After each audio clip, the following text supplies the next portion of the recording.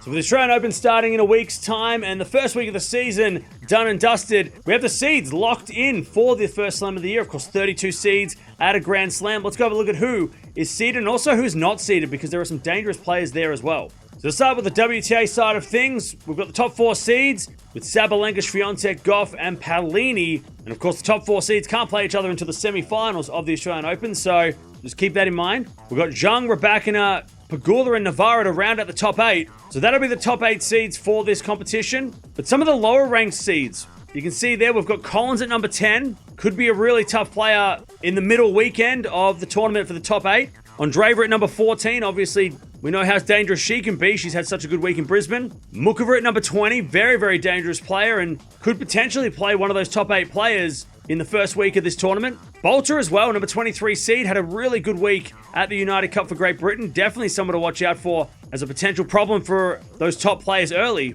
And Maria Sakkari at number 31. It's a little bit strange to see her down so low because we're so used to seeing her in the top 10 over the last couple of years. So Sakkari at 31, very interesting to see her down there and got to keep an eye on her as well. So taking a look at the players that are dangerous unseeded players, Ons Jabeur. She is not going to be seeded at this Grand Slam, which is very rare and very unusual. So we'll see what part of the draw she's in because nobody wants to play Ons in the first couple of rounds. Clara Townsend had a very good week in Auckland. Very dangerous player with some form. Of course, Naomi Osaka also having a very good week in Auckland. Nobody wants to see her in the draw at the Australian Open early on. Kudermetova had a really good week as well in Brisbane as a qualifier. So lots of confidence there. We'll be seeing where she falls in the draw.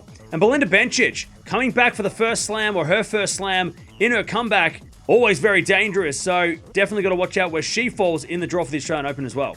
Over on the men's side of things, we've got the top 4 seeds, Sinner, Zverev, Alcaraz, and Fritz. Of course, they won't be able to play till the semi-finals. To round out the top 8, you've got Medvedev, Ruud, Djokovic, and De Minaur, who's top 8 seed at a Grand Slam, which I'd love to see that as an Australian. And of course, the top 8 seeds can't play until the quarterfinals, so Djokovic, he could play Sinner as early as a quarterfinal. So that's something to think about when the draw comes out soon. And then the best of the rest of the players, of course, Rublev at number 9, definitely could be dangerous, plays well at Grand Slams, especially when we're playing on hard courts. Holger Rune at 13, maybe someone to watch out for. Jack Draper at number 15. If he's healthy, we know how dangerous he's been over the last 6 months. Hubie Hurkacz at number 18.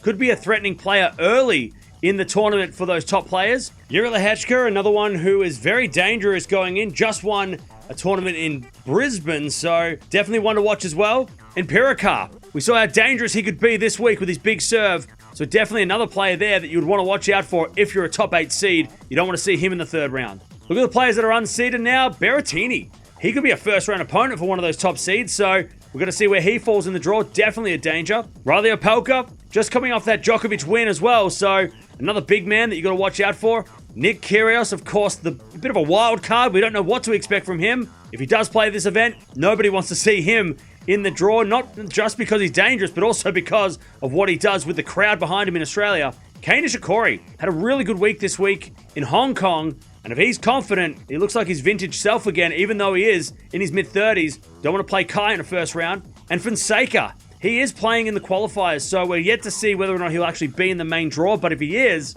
nobody wants to see this kid early on because he's got so much hype behind him, and he's living up to that hype. He is dangerous. Nobody wants to see him in a first round. So there it is. They are the players that are seeded and some of the dangerous unseeded players, but let me know down in the comments below. Who is your dangerous unseeded player? I know I've mentioned a couple there, but there are a lot of players, especially on the women's side, that you could probably name as well. There are a lot of former Grand Slam champions, such as Sophia Kenin, who is not seeded, so maybe she's someone you think would be dangerous for a top seed. We saw her play Swiatek in the first round of last year's Australian Open, which was really weird, but there it is. They are the seeds and the dangerous unseeded players, in my opinion, going into the Australian Open in a week.